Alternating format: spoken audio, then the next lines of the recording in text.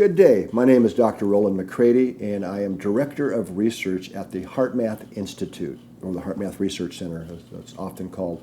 And today I'm going to talk about how the heart and brain communicate and how that's reflected in a thing called heart rate variability. So I'll talk a little bit about what heart rate variability is and how it's measured and why that's important, and also how we can use heart rate variability as a way to understand what's going on inside of our body and our nervous system, and use that as a feedback signal to help us get into a more optimal state that has a lot of benefits. And I'm also going to talk about how we can be more personally coherent, but also how coherence applies in the social context and also globally. So that's a lot to wrap into one presentation, but we'll try and catch the highlights and really summarize some key things that we've done over the last 30 years. Really, any of these topics deserve their own probably whole presentation, but hopefully we can get an overview here. So just to start a little bit about with the HeartMath Institute. So we're a nonprofit research and education organization, and we provide simple, user-friendly mental and emotional self-regulation tools and techniques that help people of all ages and all cultures use in the moment to relieve stress and break through to greater levels of personal balance, stability, creativity, intuitive insight, and fulfillment. In fact, one of the things I won't talk about today in depth, but is that some of our research that has shown that the heart is very much involved in intuition and sort of that bridge between accessing what we can think of as our higher self or spirit. Different cultures have different names for it. We just call it our large around here. So there's another deeper aspect that then I'll also go into today. But starting with coherence, it's probably good to get some clarity on what we mean by that word, because we use it in a number of ways and in a broad context. But in general, coherence in physics anyway, in science, implies order, structure, and harmony. A connection within and among systems or parts of a system. And that's true whether we're talking about an atom, organ systems, or bodies, people, teams that work together, or society. Hopefully that helps give a little bit of context to coherence. So we talk about really three primary spheres or domains of coherence: personal, and also right down to the physiology, which I'll talk quite a bit about, but also social coherence, which we'll cover a definition of later, and global coherence and what we mean by that and some of the ways that we're measuring that. Physiologically speaking, we use coherence to define the degree of order and harmony that's going on within the body's rhythmic systems.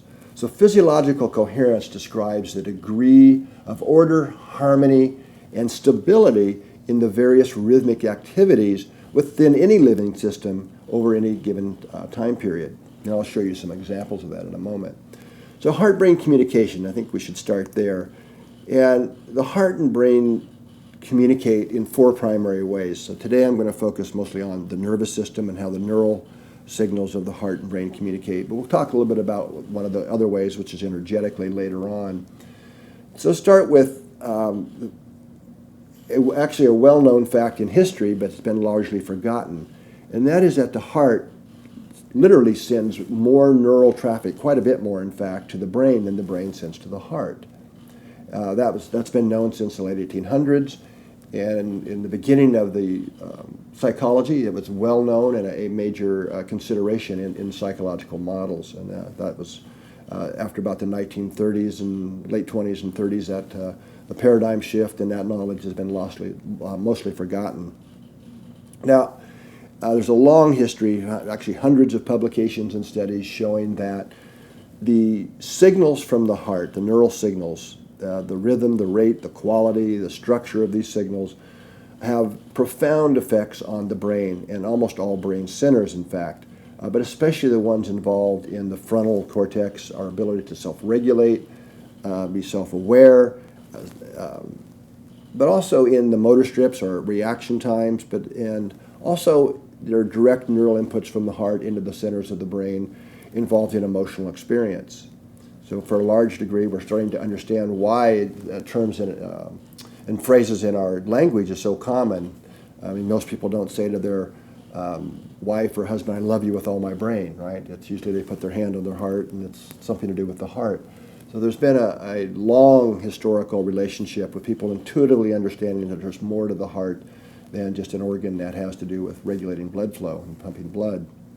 Now, what wasn't known when a lot of these studies were done in the 70s and 80s, showing that the heart affects brain function, was that the heart actually has an intrinsic nervous system that's nicknamed the heart-brain. So this is a complex neural system within the heart itself. And so the afferents or ascending pathways from the heart are more numerous than the ones coming down by a ratio of about 9 to 1, in fact. So this here we're looking at a kind of a block diagram of the main neural communication pathways between the heart and brain. And we see that the ascending, or technically called afferent pathways, exist both in the vagus nerves, which are the primary nerves of the parasympathetic nervous system. And there's different estimates, but it's between 80 to 90% of the thousands of neural fibers in each of the two vagus nerves are afferent or ascending. But also in the spinal cord, in that system as well, about 20% of all those neural pathways are also afferent. So there's a lot of information going from the body back to the brain, which it's then interpreting for many reasons. But the vagus system is the more dominant one in terms of carrying information from the body, but especially from the heart. In fact, the largest source of activity going back to the brain from the body is from the heart and cardiovascular system.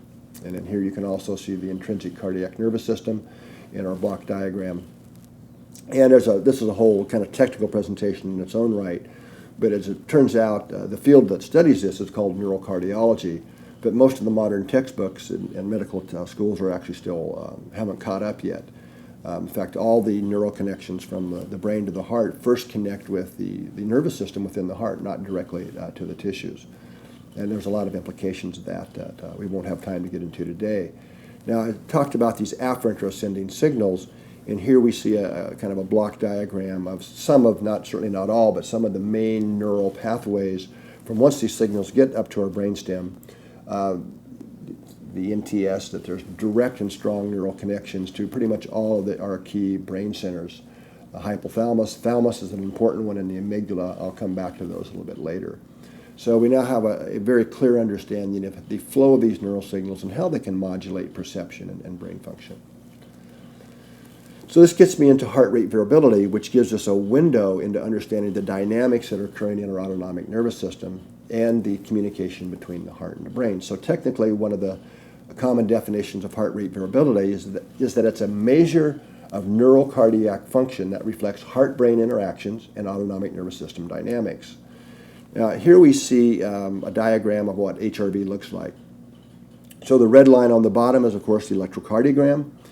And if you look closely, you can see that the time intervals between each pair of heartbeats is slightly changing.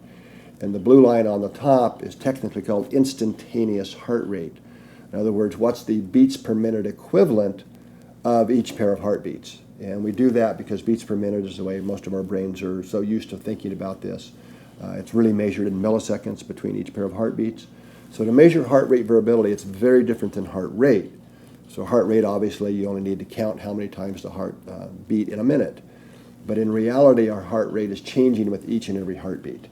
So in heart rate variability, we have to sample the data at very high rates to really measure accurately those time intervals between each and every pair of heartbeats. So the blue line is showing the rhythm, actually. If we did not have heart rate variability or this beat-to-beat change, there would be no heart rhythm. This is what underlies it. So if we had no variability and the time between each heartbeat was the same, the blue line on top would basically be a flat line. And that's not a good thing, as we'll see in a moment. So now here we're looking at a person's ambulatory heart rate variability. These are done with recorders that record the electrocardiogram as they go about their normal day, much like a Holter recorder, only much smaller and more comfortable to wear. So each one of the traces you see here is an hour's worth of data. And so it just kind of shows you that the heart rhythms are dynamic. They're always changing, and all these changes are reflecting measurable changes that are occurring in our nervous system, in our autonomic nervous system. So here in the second and third hour, we see periods of what we call coherence, which I'll show you more clearly in a minute what that is and why that's an important state. But also down in the lower part of the graph, during nighttime, we see what restful sleep looks like and also what dreaming looks like in REM sleep. In fact, we can even tell from looking at the heart rhythms during dreaming, whether it's a pleasant dream, a nightmare, that kind of thing, the kind of the emotional quality of the dream. But also as you become familiar with these rhythms and patterns, you can pretty much tell almost a person's personality or what kind of an emotional state they're in at any time, more or less throughout the day. So I mentioned this thing called coherence or heart coherence, also referred to as cardiac coherence and so on in the scientific literature. But heart coherence, we now know, many studies later, over 250 studies now have been done, most of those independent from our work now since we discovered this, is that heart coherence is a highly efficient functional mode that is associated with increased self-regulatory capacity, in other words, our ability to inhibit our impulses, not charge things on a credit card if we're on a budget, or eat the other piece of cake or something if we're on a diet and so on, but especially socially, as I'll get into. But also the efficient utilization of our energy resources. And coherence is now associated with a number of benefits to our mental landscape, to our cognitive function, memory, these types of things, even test scores. A lot of studies now in health outcomes and also in our behaviors. So really a lot of our focus here is teaching people how to better self-regulate, as we believe that it's a failure of self-regulation that really underlies most of the problems we have in modern society and in people's health. It can really be traced back to a failure of self-regulation. So why is heart rate variability important? So it used to be thought, I kind of alluded to this earlier, that a sign of good health was a steady heart rate. In other words, the time between each pair of heartbeats would be more or less the same, and that was taught for many years in healthcare. We now know that's completely wrong, and it's exactly the opposite. So in a healthy person, a resilient person, we have high levels of this intrinsic, normal, or natural heart rate variability. So we want variability, and it's also proving to be one of the best markers of aging, because we now know that we have more variability, heart rate variability, when we're young, and it steadily declines as we age. In fact, we can measure a person's HRV and tell within a couple of years how old they are, if they're on a healthy trajectory. Now, we can have lower variability than we should have for our age, and that's not a good thing, because that is just one of the strongest, and it's also an independent risk factor for future health problems. And it's a wide variety of things that HRV is correlated with. But it also, in fact, first shown in some of the Framingham research, that low HR variability for our age is associated with all-cause mortality. So it's a really important fundamental rhythm.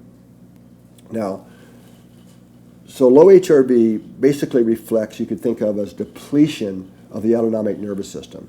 And it's associated with inflammation, congestive heart failure, diabetes, hypertension, cancer, weight gain, metabolic syndrome, and the list goes on. So the thing about measuring how much HRV a person has is that it's a great overall functional capacity measure, but if it's lower than it should be, you know you've got somebody at risk. But it's not going to be diagnostic or specific as to whether that may manifest in the future with a higher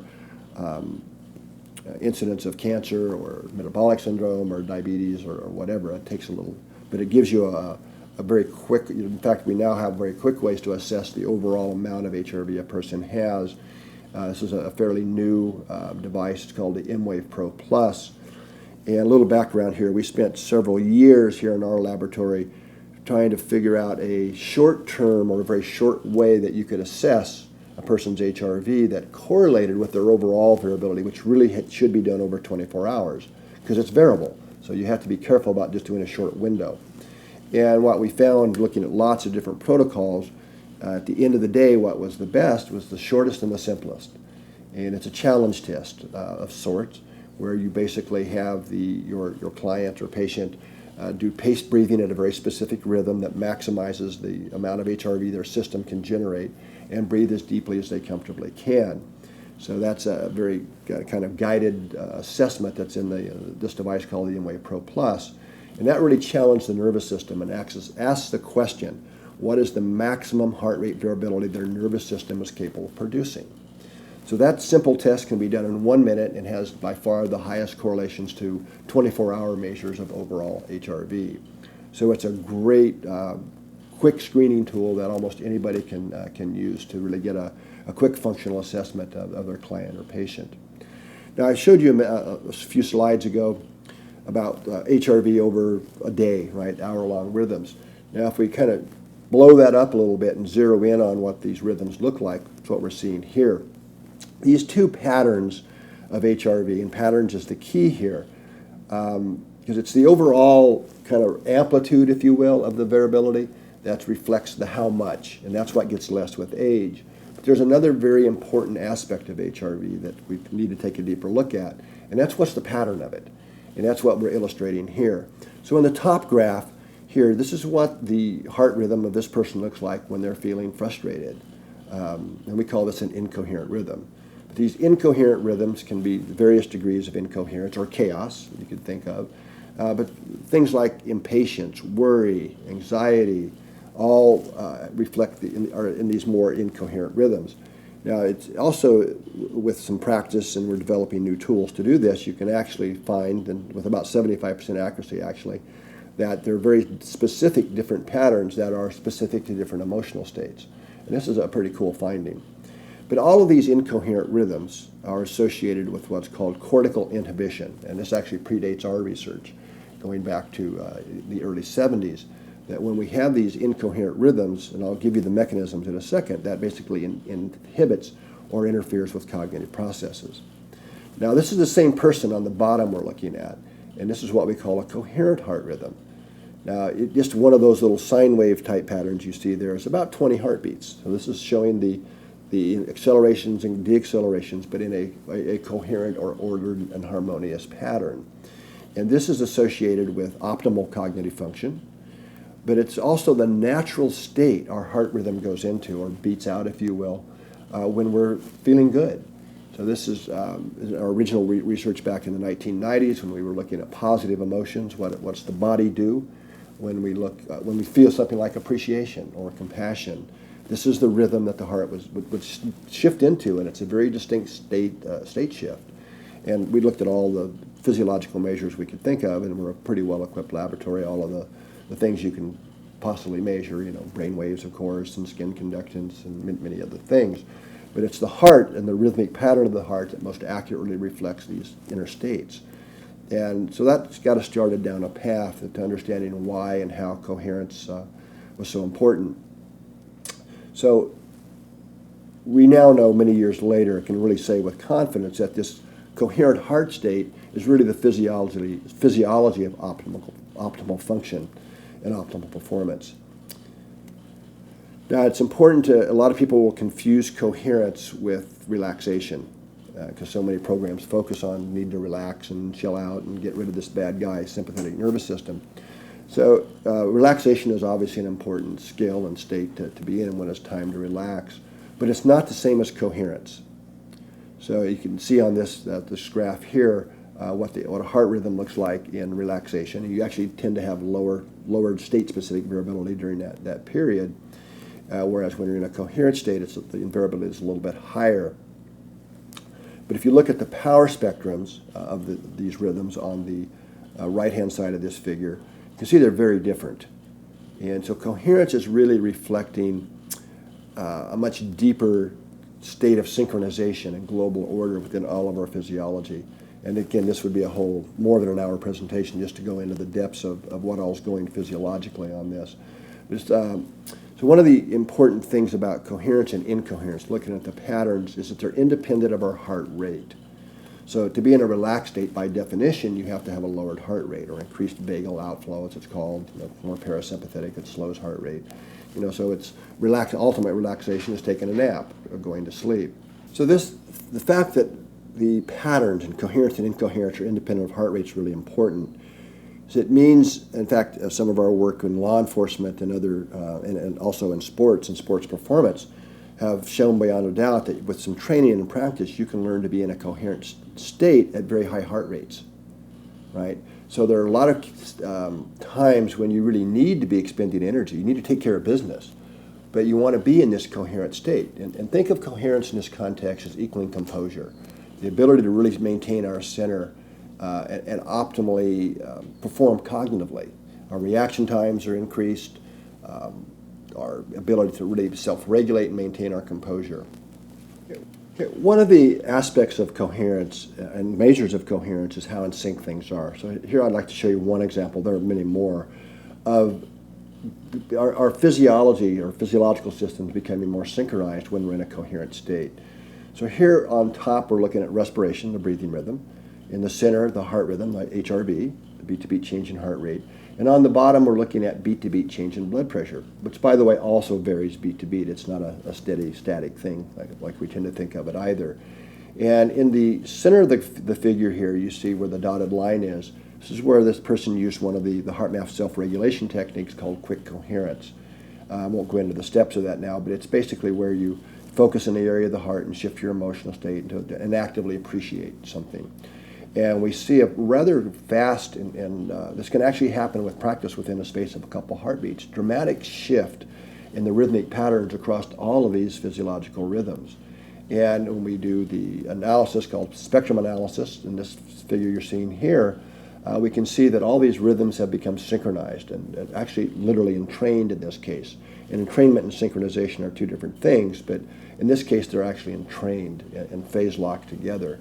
And this is a high efficient state. The heart's doing a lot less work and getting a lot more done.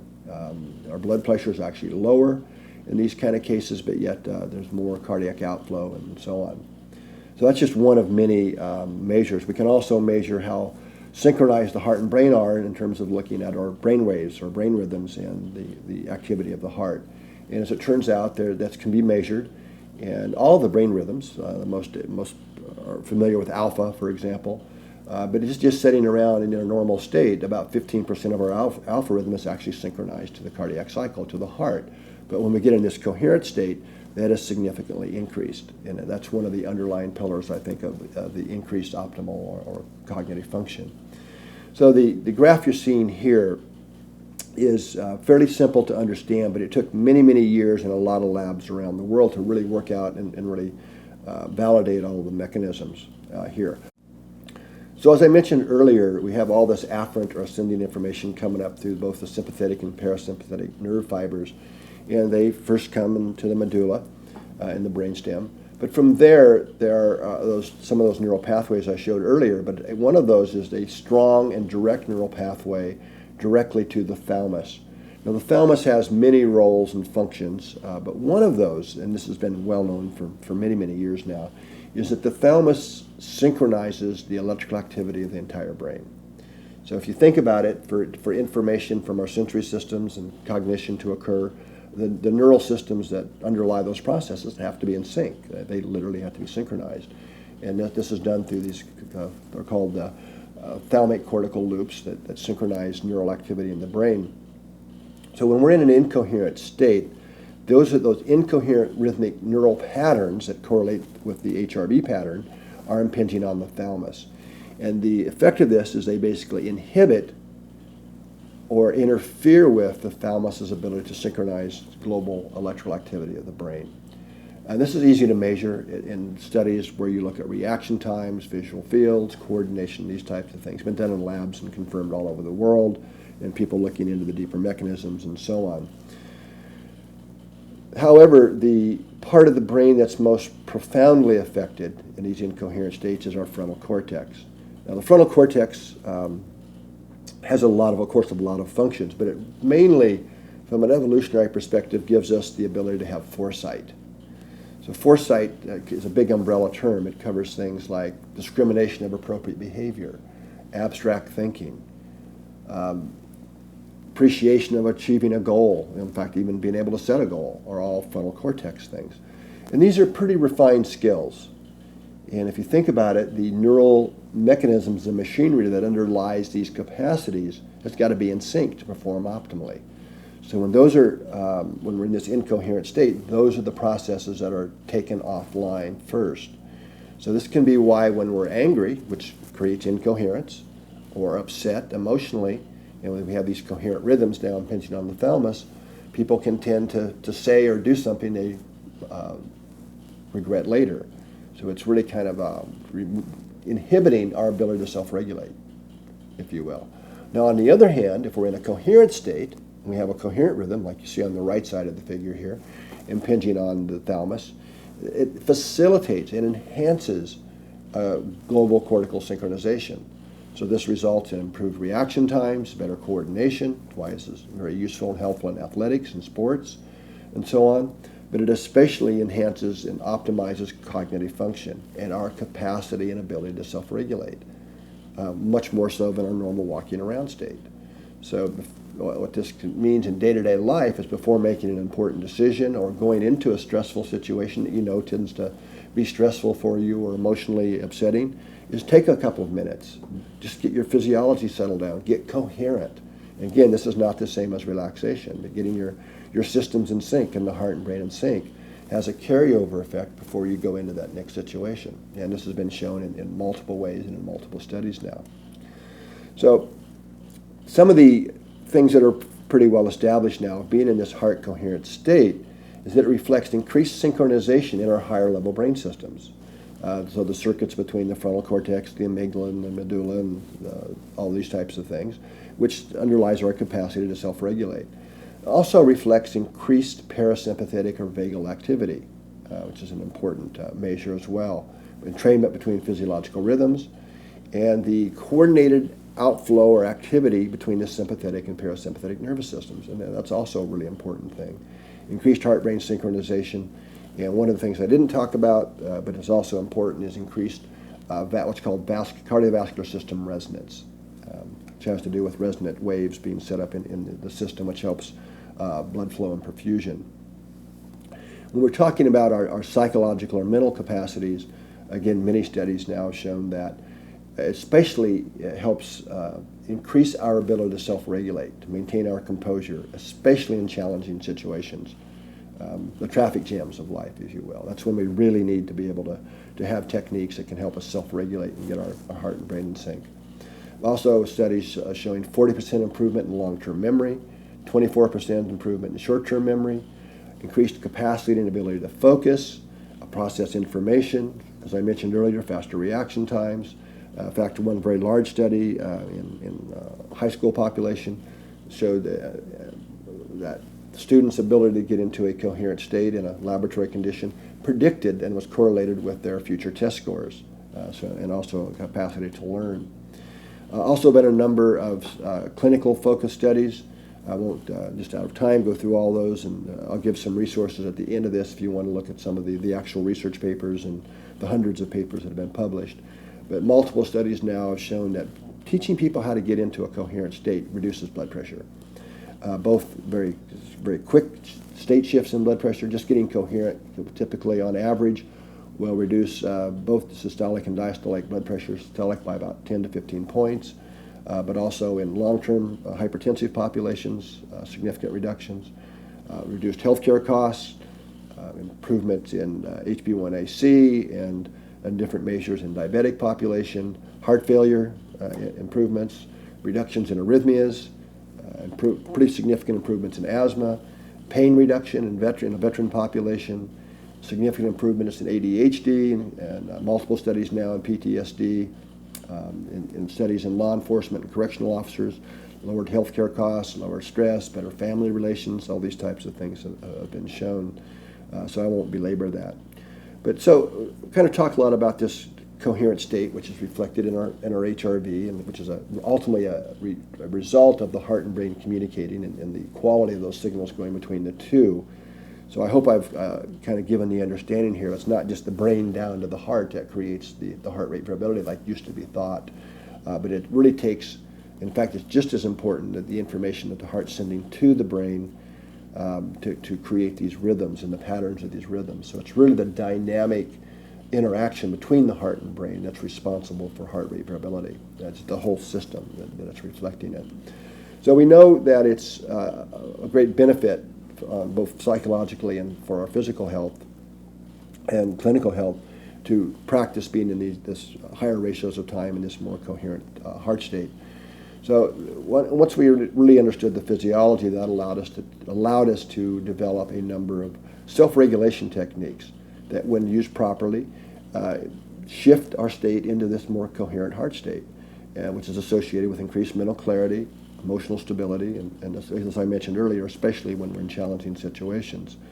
So some of the techniques that we've developed are titled, well, heart-focused breathing is the first step in most of them, and that's one that you can use almost anytime, anywhere. Inner ease, quick coherence, freeze frame, which is really about decision making and out-of-the-box thinking, accessing our intuition.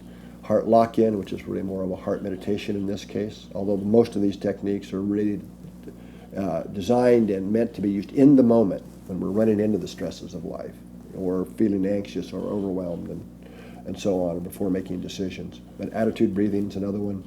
Coherent communication, prep technique are some of the core ones. There are others, but those are the core techniques in the HeartMath system.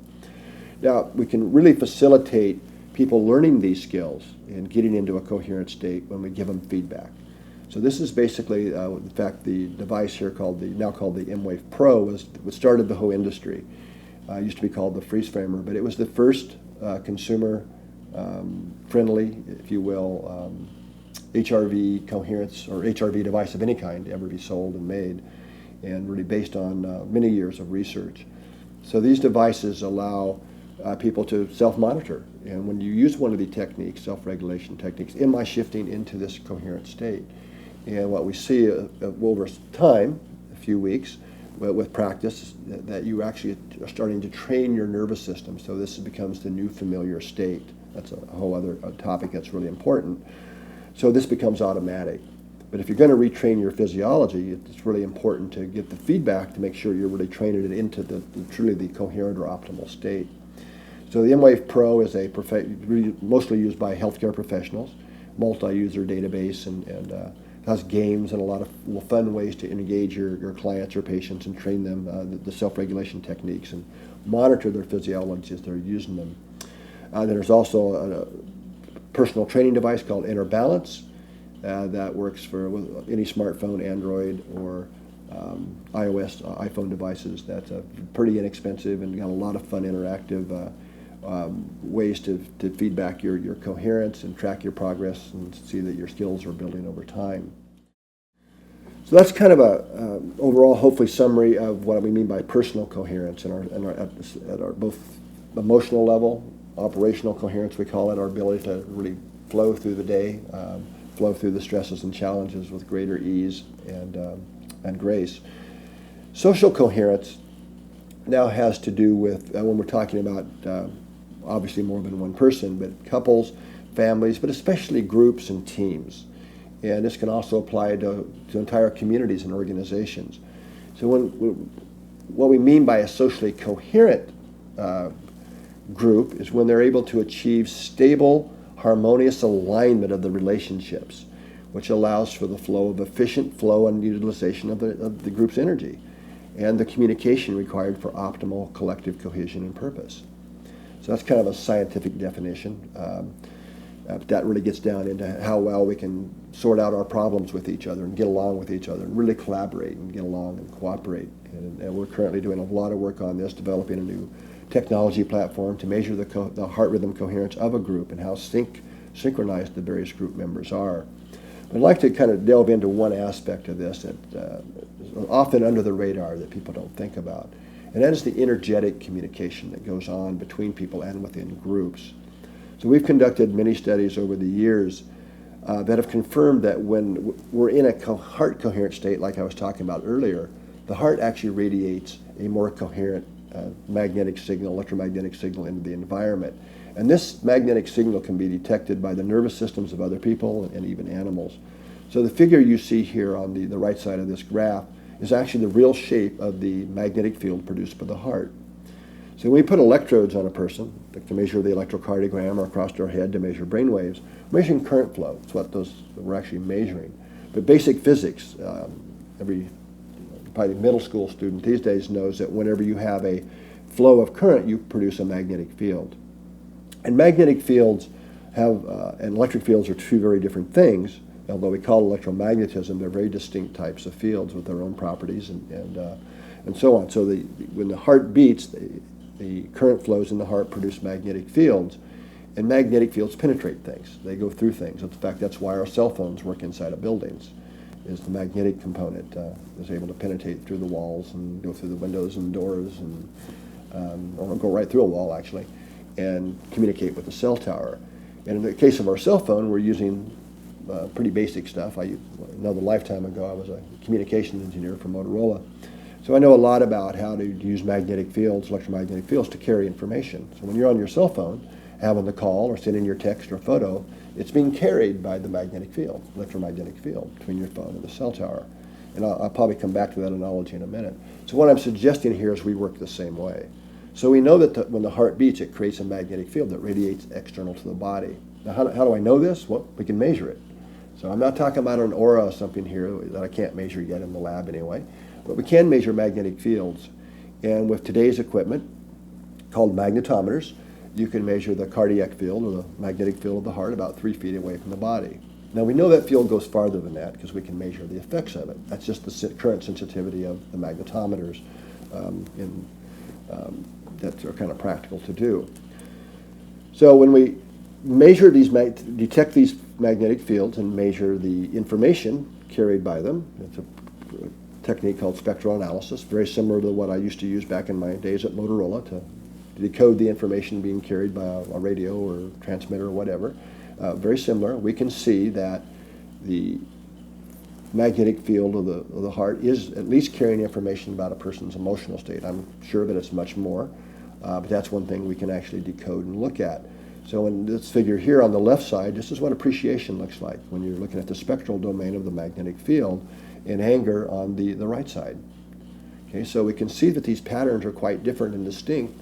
So just like with HRV, because the information being encoded in the field actually mathematically correlates exactly to the information encoded in the magnetic fields.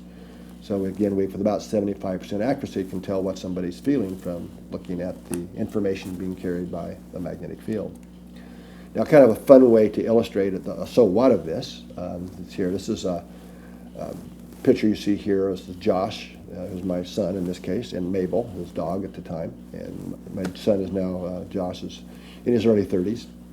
And he was 12 at the time we did this experiment, which has been a classic that everybody remembers.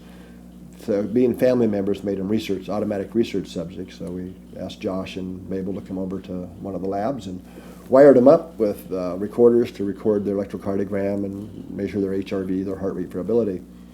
And what you see on top of this figure is Mabel and her HRV, her heart rhythms. And then you can see over on the far left, they're kind of chaotic and all over because she's in a lab now that's off limits normally and having a good time exploring and sniffing around. And Josh's HRV, heart rhythms, is on the bottom.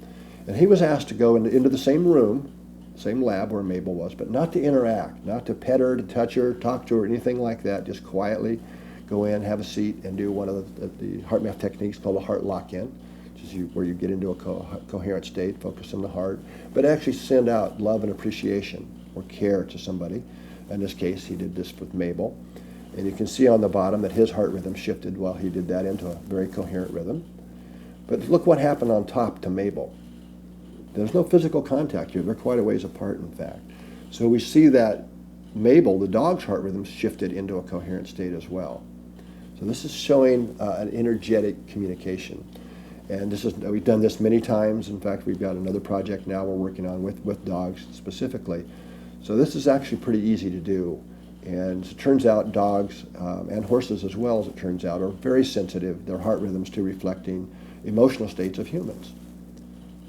So this is kind of a fun thing to measure. In fact, this was even done following our research in a TV commercial not too long ago for one of the pet food companies. Actually demonstrated this real time. Now, here's take more science into the equation here. This is an experiment that was done as a PhD dissertation study, a very well done study. And what this researcher did is he took 40 people, and 4 at a time, had them sit around a table, and 3 of the people had been trained 2 weeks prior how to shift in and sustain a coherent state.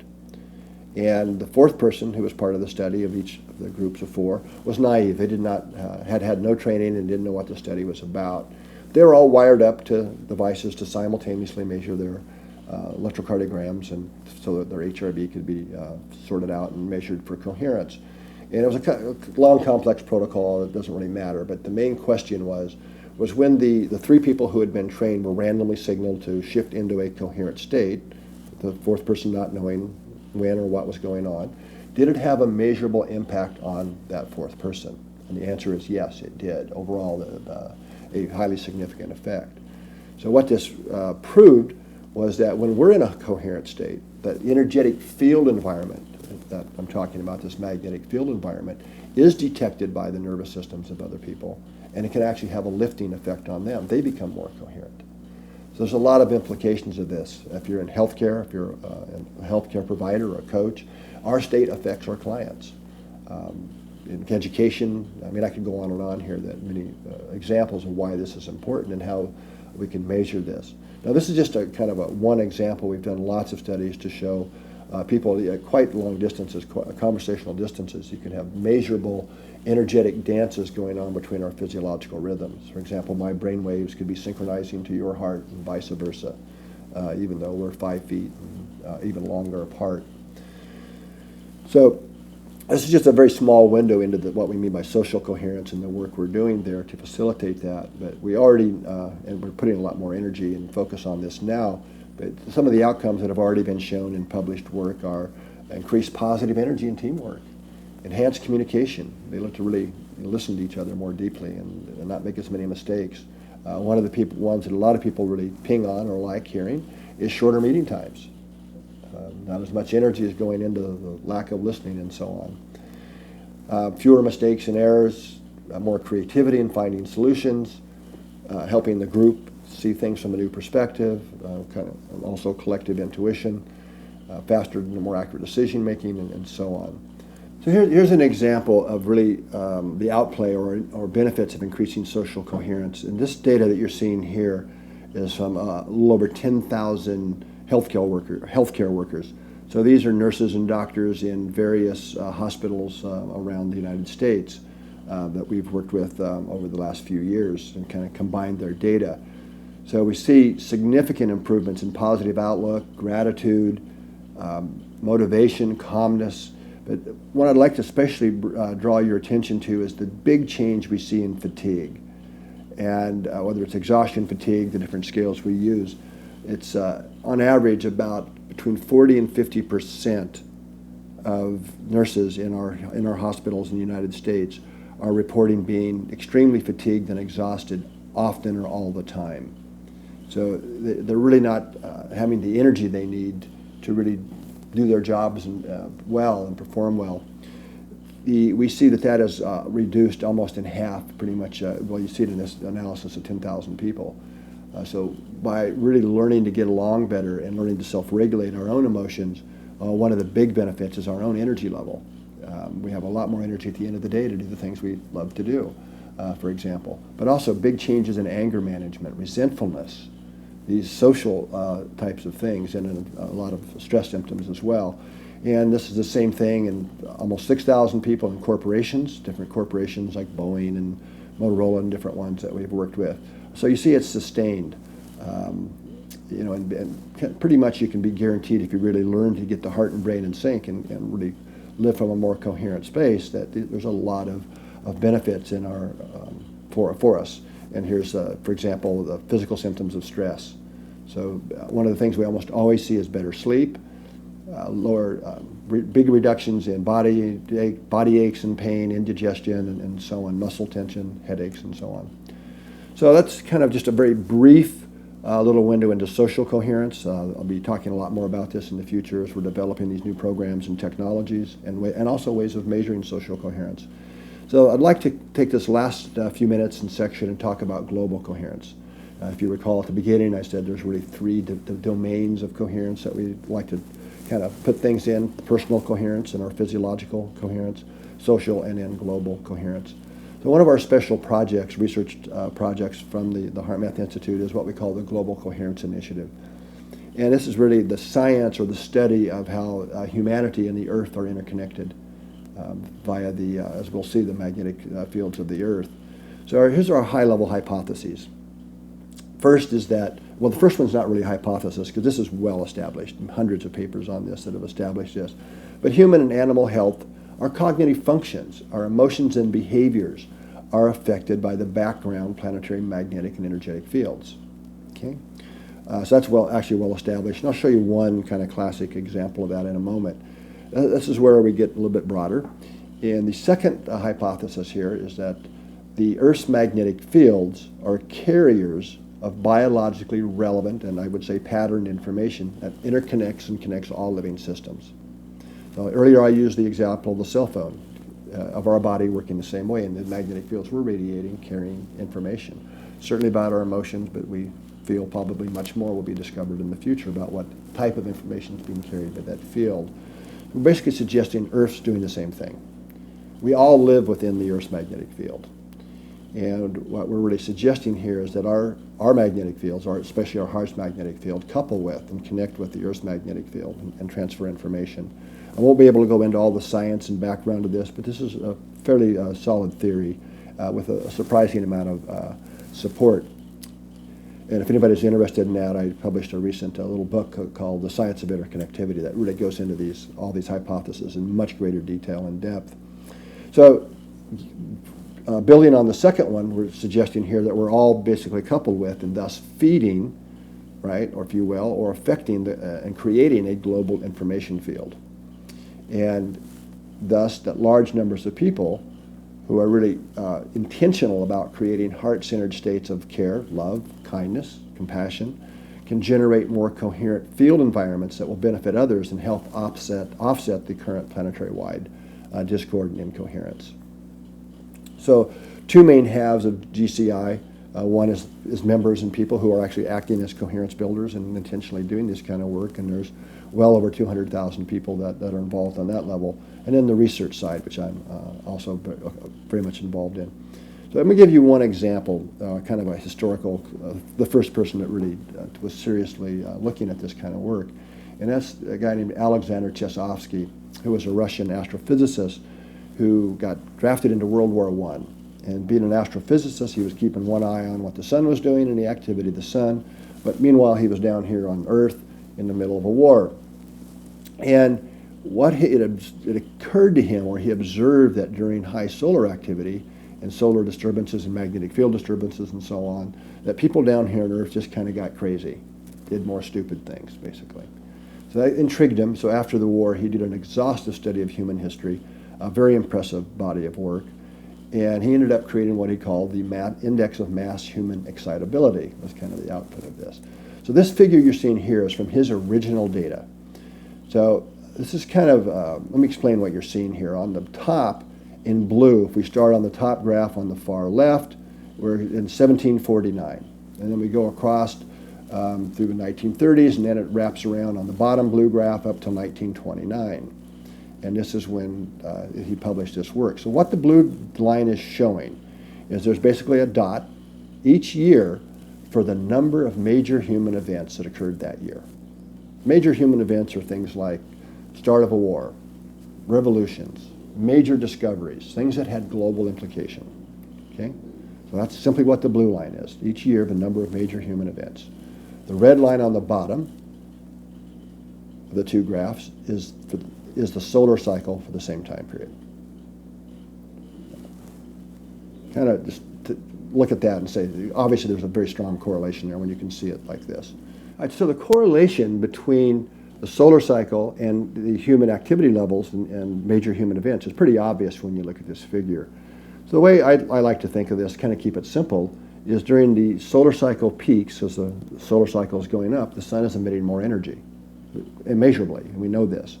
They didn't know that at the time in the way we do now, in many different levels and types of energy. And what we're starting to see in some of the new research we're doing now is that it actually looks like, or pretty good evidence for that we actually absorb and utilize that energy. So when we have more energy, we, depending upon how well self-regulated we are, depends on how we use and outgate that energy. So if we're not well self-regulated, we have this energy influx, we tend to start arguments. If you're a politician, start wars. In fact, 80%, if you look at all of human history that we have data on, the start of wars, the onset of war started within 80% started within a very narrow period around the peak of those solar cycles. Way past chance. Okay? Or we can take that same energy and use it to invent new things, create new collaborations.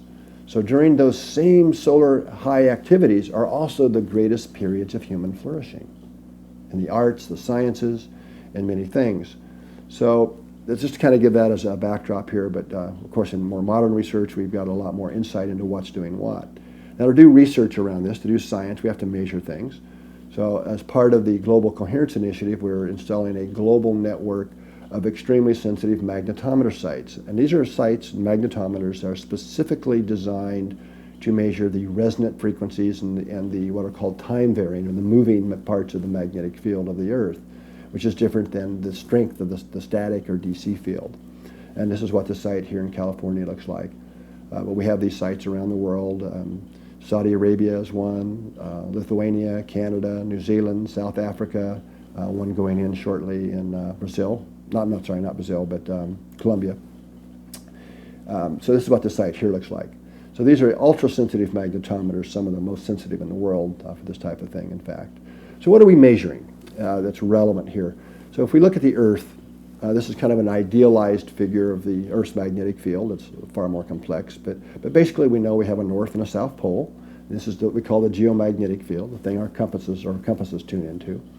And the magnetic field of the Earth is absolutely critical for life on Earth, at least as we know it.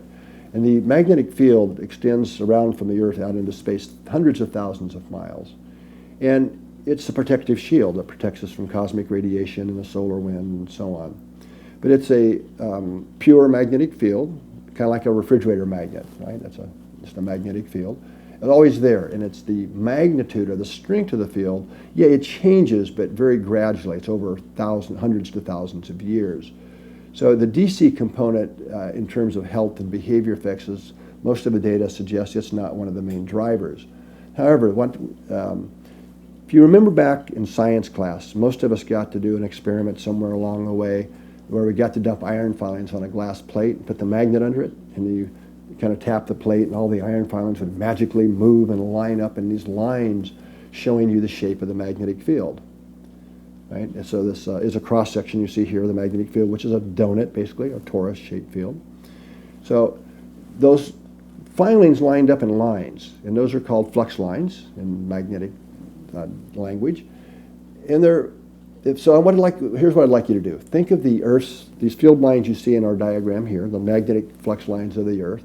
Think of them like guitar strings, because they really do act like that. And these are called field line resonances. When they get plucked, they vibrate, just like a guitar string.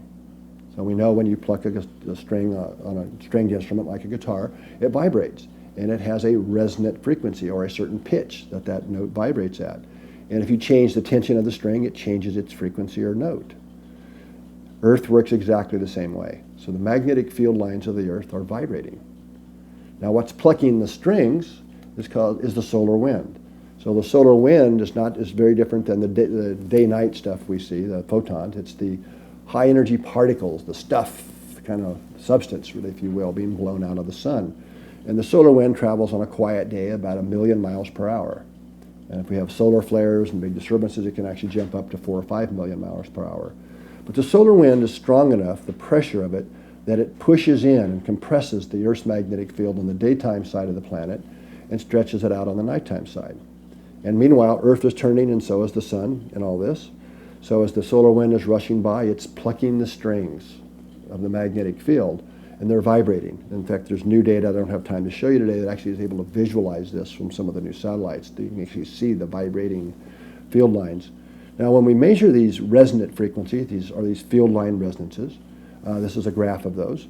And one of the fundamentals, and this has been known for a long time within the silo of the people that study these things, is that one of the fundamental resonant frequencies is 0.1 hertz. That's the first peak you see over on the far left of this graph. So 1.1 hertz is relevant for our discussion because it's exactly the same frequency as the coherent heart rhythm you see on the bottom here. In other words, when we're coherent, we're in that optimal state, which is naturally reflected when we feel good, when we're caring for each other, appreciating, being kind to each other, having those kind of positive emotions. This is the rhythm and the mode our heart flips into. It's exactly the same frequency as Earth's primary resonant frequency. Okay, I'll come back to this in a minute. Now, another set of magnetic frequencies that are relevant for this discussion are called Schumann resonances. Now, these are magnetic waves that you could think of as being trapped between the surface of the Earth and the bottom of the ionosphere. If you're not familiar with the ionosphere, think of it as a big soap bubble around the planet. It starts about 50 miles up and goes out to about 100 to 150 miles, depending upon conditions. And it's a layer of what's called plasma, the fourth state of matter in physics. And plasmas do have some special properties, especially when they're threaded with magnetic fields like the ionosphere is. But to keep it simple for this, the bottom of the ionosphere reflects magnetic waves. In fact, this is how ham radio operators work. You send your radio signal up, it hits the ionosphere and bounces off, and that's how somebody in the United States can talk to somebody in England or China or wherever. And if you're really lucky, you get a second bounce, and now you're talking to, Australia and South Africa and places like that. So these are called Schumann resonances because they were first mathematically predicted by a German researcher named Otto Schumann. So they were named after him. But these are technically called globally propagating standing waves. Okay, that translates to simple language of they're everywhere all the time. And there's 8 of these resonant frequencies. And the first one is 7.8 hertz, right? Then 14 hertz, 20 hertz, and so on. Now, once these were first measured in 1960, this is relatively new science, it was immediately recognized that this is the same frequencies as our human brain waves. So especially the 7.8, which most people have heard of and don't know, but there's actually 8 of them, is very near the alpha wave. Depending upon what model you use, it's either low alpha or high other states. But anyway, it's one of the resonant frequencies of the human brain. So it turns out we now know that all of these resonant frequencies, these Schumann resonances, overlap with human brain waves. So what I've just shared with you here is that Earth is vibrating, if you will, literally, singing away in 2 different modes.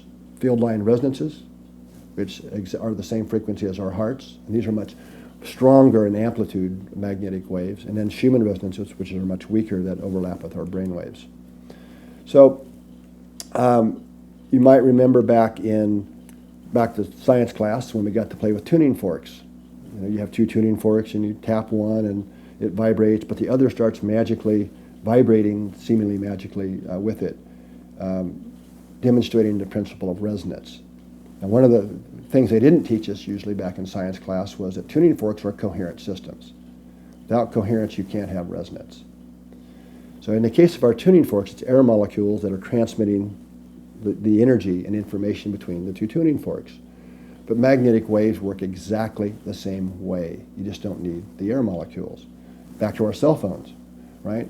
When I'm in this room now, and there's probably 1,000 cell phone conversations going on around me right now. So how does my phone pick out the one that it wants? We quite literally tune the receiver to have a resonant connection, to be resonant with the frequency we want, and then suddenly the energy and information gets transferred from the air into the antenna, into our phone, and voila, we're having a phone conversation. So basically, when you have 2 systems vibrating or resonating at the same frequency, you can transfer energy and information. So here we are as humanity, our brains and hearts are vibrating at the same frequency as Earth. So at least we have the physics that would suggest that we can couple with and transfer energy and information. I won't have time today, but there's quite a few studies that show this is exactly what's happening between our brains and these resonant frequencies. Now I'm going to share one study with you because this is pretty exciting and it's brand new and some of the things that this is not yet published, but should be here shortly. We did several studies leading up to this, but I'm just going to share. This is a large study internationally where we had over 100 people, 100 participants in 5 countries, and wearing these HRV recorders for 24/7, 24 hours a day for several weeks. And this was to really follow up on some other studies where we found that groups of people in remotely, vastly different locations, their heart rhythms were synchronized. We did not expect this. And so we've discovered a couple of new things here. One is there's a much slower wave in our heart rhythms than the typical ones that people are used to knowing about and seeing. So we are actually calling this the slow wave rhythm. And it's very real and been replicated now in multiple studies. And when we first saw this, that the people were synchronizing their heart rhythms in this slow wave rhythm across the state, right? And didn't even know each other. We realized later that this must be because that humanity is synchronizing to something in the environment, and that turned out to be the resonant frequencies in the Earth's magnetic field. First time anybody, as far as we know, has ever seen this like this. And I don't think anybody ever thought to look at it before. So we did this larger study with people in these 5 countries. There were Saudi Arabia, Lithuania, and here in California, and some in England. And what you see here on the left side of this graph is that the black line is the power in the time-varying magnetic field, the resonant frequencies, the Schumann resonances in this case. And the blue line is a group made up of all of these groups around the world. And again, the correlation is phenomenal. You can actually see it in the data. In other words, this from a subgroup here in this case is from all these other groups, their heart rhythms are synchronized, even though they're in vastly different time zones, like 10-hour differences in some cases. So they're synchronized together and synchronized to the Earth's magnetic field. So we like to say, well, on some level, we're all in sync, or we're all connected.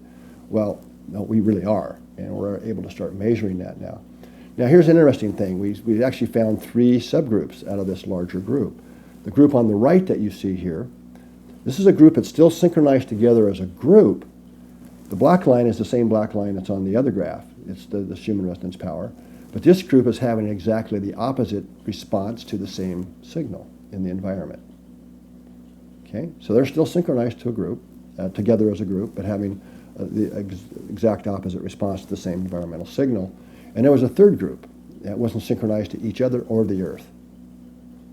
And our hypothesis right now, working hypothesis, is we don't really know why, what it is about the differences in the people yet. That'll be future research. But it's probably not the group you want to be in. It's probably not that group that's out of sync with each other and the Earth itself.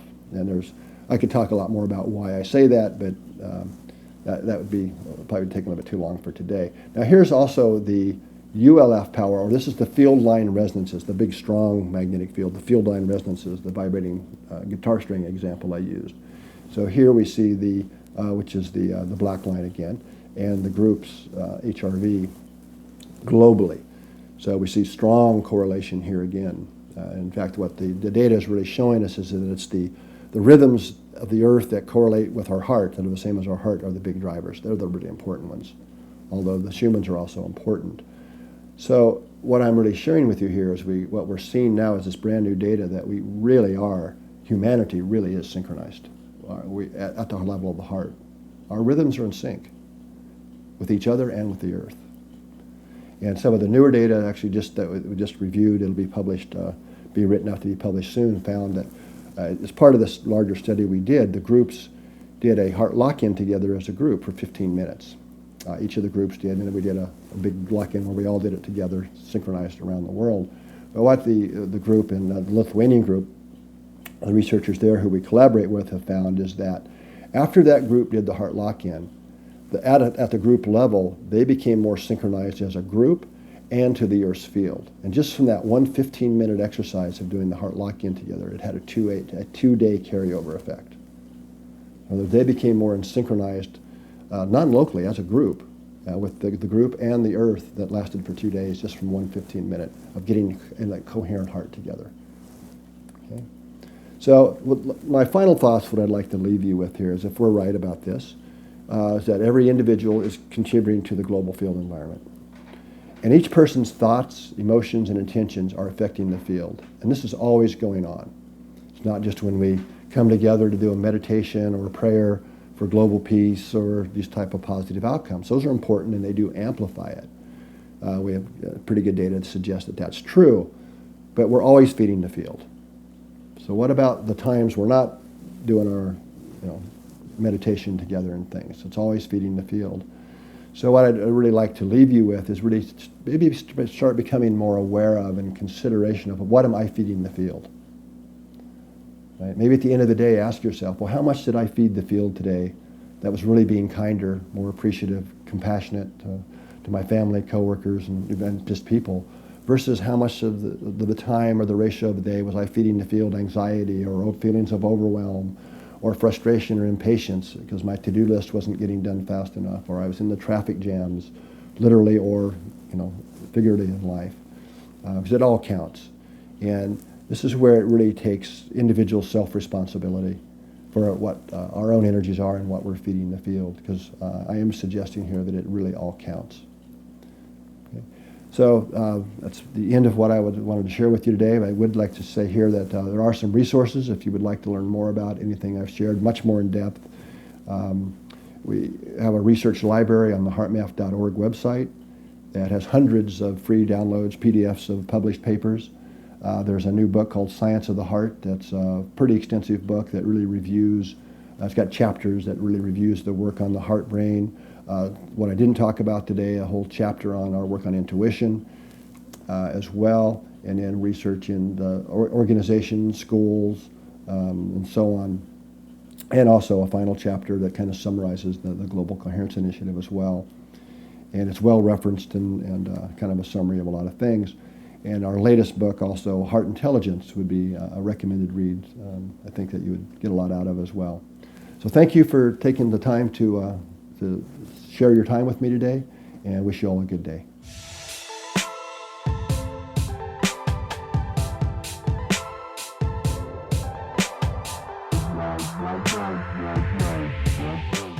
Quantum University is the world's largest institution of higher learning to provide online degrees and certification programs in holistic, alternative, natural, and integrative medicine based on the science of quantum physics.